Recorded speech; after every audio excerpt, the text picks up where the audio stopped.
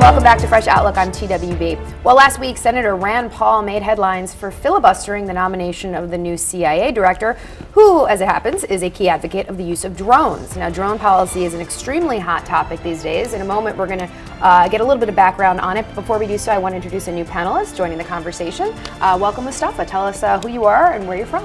Thanks so much for having me on the show. I'm Mustafa from Turkey. I'm a writer. I write 2 columns for 2 different Turkish newspapers, one in English, one in Turkish. And I have a book published in the US titled Islam Without Extremes, A Muslim Case for Liberty.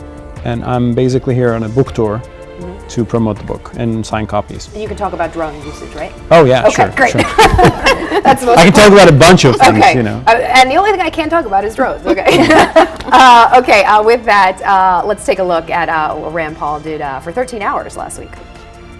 And I would go for another 12 hours. If Kentucky Senator Rand Paul looks a little tired, it's because he has been standing on the Senate floor for hours, criticizing President Obama's drone policy. Paul is concerned that the Obama administration is expanding their counterterrorism efforts to use drones in the U.S. to kill terrorism suspects who are U.S. citizens. I would be happy with the vote now. I've talked a lot today, but the only thing I would like is a clarification. If the president or the attorney general will clarify that they're not going to kill non-combatants in America. Paul, who is backed by the Tea Party, said he would stop his filibuster when he received confirmation from either the U.S. Attorney General, Eric Holder, or the president, assuring him that would not be the case. When that didn't happen, he stood his ground for 13 hours. His stance is part of an effort to block Obama's nominee for CIA Director, John Brennan, who helped design the drone program. While other members of the Senate supported his efforts, including a Democratic Senate Majority Leader Harry Reid tried to stop it to no avail. I object. I'm not in position to talk for the Attorney General. We'll just finish this matter tomorrow. For another 12 hours. Hey, well, I say bravo, Rand Paul. I mean, whether or not you agree with what he's saying on that Senate floor for 13 hours, I think it's sort of democracy at its finest. Here's a guy representing our country who disagrees with a part of this administration, and he's standing his ground and will not leave until he gets an answer. So I applaud him, regardless of whether or not I agree with him. Mustafa, what were your thoughts on what he did? And do you agree with what he had to say? I mean, of course, democracy is working here, and I appreciate that. But, I mean, in terms of drones, I too have reservations, and drones being used in the U.S. is one thing. Drones being U.S. in other parts of the world is another thing.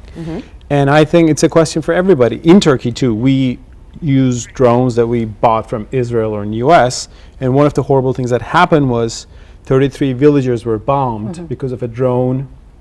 Well, because of a decision made on drone, photographs. They were thought to be terrorists. They turn out to be innocent villagers. Right. So we're going to get to that point. That thing is very important. Yes, it's a very touchy topic. Okay. Civilians sort of being affected by drones, which we're going to get into a little. Yeah. Yes, absolutely. I just want to bring in a new panelist. We should have Stephen Miles joining us from our D.C. bureau. He's the coalition coordinator for Win Without War. Welcome, Stephen. Hi. Thanks for having me on. Terrific. So let's get into it. Clearly, I think we can sort of tell your position by the title of Win Without War, but tell us what you think about our drone policy and why it's working or not working. Well, I think the main thing about our drone policy is that there's a number of questions that remain to be answered, some of which we heard Senator Paul raise in his filibuster. Others need further discussion. But one of the things that we know is that the primary question is that there's a number of questions that remain to be answered. It's a little early to say whether it's working or not working based on the level of information we have now, unfortunately. Okay, well, what do you think so far? I mean, does the use of drones violate international law? Do you support the use of drones? I think it's important to remember that drones are obviously a technology and it's a means of fighting war. And the question is, are we fighting wars differently than we would be doing if we didn't have drones? So I know, for instance, there's lots of questions about Pakistan, and the UN has raised questions of, are we invading Pakistani sovereignty in a way that we perhaps wouldn't if we had to send in troops? Again, it's hard to answer these questions because we have so many different components to the drone program. The CIA is operating a portion. The Defense Department through the JSOC is operating a portion. Well, let me ask you that. Let me ask you, Stephen, if you were an elected official and you had to talk about or vote on this topic, do you think that this is how we should treat an ally, being Pakistan? You mentioned it. Is their sovereignty in jeopardy? now that we've sort of come in with the use of drones? I mean, what do you think? You know, I think the first thing I would say is what's going on? What are we doing?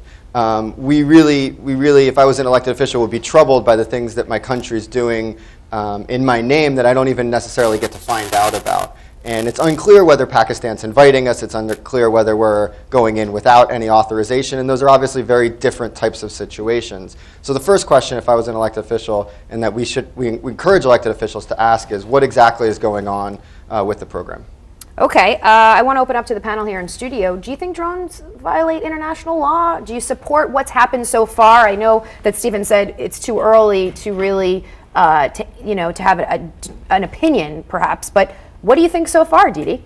Well, I think Rand Paul is an American patriot and hero for what he did for 13 hours, because absolutely we should not have 300 plus drones on U.S. soil. I mean, give me a break. To be spying on Americans? Absolutely not. That's wrong. It's un-American. And Rand Paul was right. So on that issue, absolutely, it's bad what the administration is doing. Now, as far as other countries, I mean, look, I mean, it's war. Commander-in-Chief, whenever we're thinking about protecting our country, that's number one. That's the number one thing that the Commander-in-Chief is supposed to do. So it's a part of technology. It's the way it is. And, and the gentleman on Skype, he's saying we don't know what's going on. Well, guess what? That's the way it works. We're never going to know everything that's going on. But you know what? That's part of the job of our government, is to protect our country. But you lay off Americans. You don't do that to your own people. Forget it. Jackie, what do you think?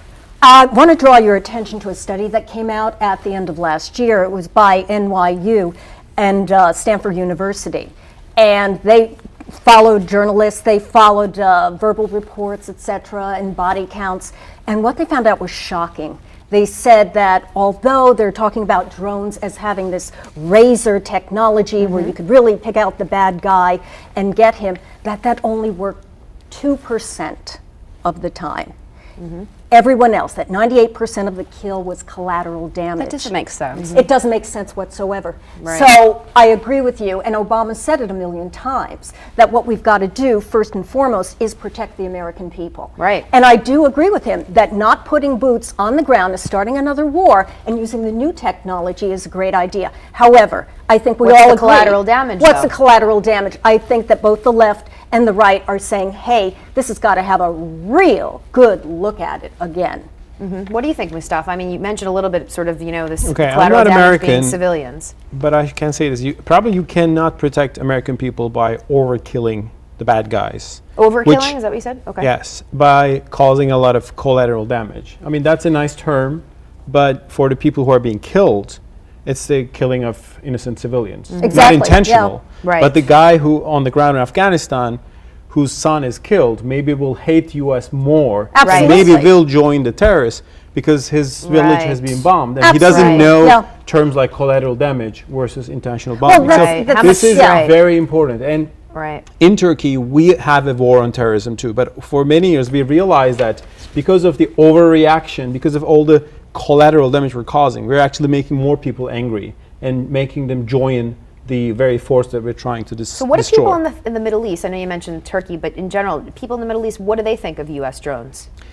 It's mainly used in Pakistan, Afghanistan, not in Egypt, for example. But many people think that while U.S. attacks a target, they don't care about the civilian lives. They think we don't care about it. Collateral damage. And it really is creating, I mean, I understand if you find certain Al-Qaeda terrorists plotting to bomb some, okay, you should go and get them and kill them. But that's the goal. Americans do not want to kill innocent civilians. To say that's wrong. That is totally. No, he's saying we're not going to want to, but they are getting killed in the process. Even though we don't. Well, that's war. That happens, but that's not the goal. Not 98% of the time. It's not. I think that's a wrong stat. I don't think your stat's right. I am not saying the U.S. government intentionally kills innocent people. I'm saying, but if intentional or unintentional, if innocent people get killed, that's bad. Nobody wants that. Nobody wants that, but that creates a lot of hatred. It creates more hatred. It's wrong in itself. Secondly, it doesn't even serve the purpose of the United States if that is. But the anti-U.S. sentiment is wrong because American soldiers don't want to kill innocent people.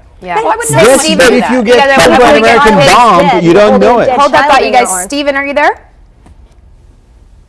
I am, yes. Okay, great. I wanted you to chime in. We've been having a spirited conversation on sort of civilian casualties. What's your position? No, I mean, I think, like I was saying earlier, there's a lot we don't know, but there is some things that we do know that are troubling, and they do get to the sides of the argument that do speak to some fairly high levels of civilian casualties. That when the U.S. has been talking about them in the past, they've just said every man between the ages of 18 to 35 is a combatant, and therefore there are no civilian casualties. And we know from what's been reported in the press that that's just not true. The New York Times ran a very good and interesting and well-researched story.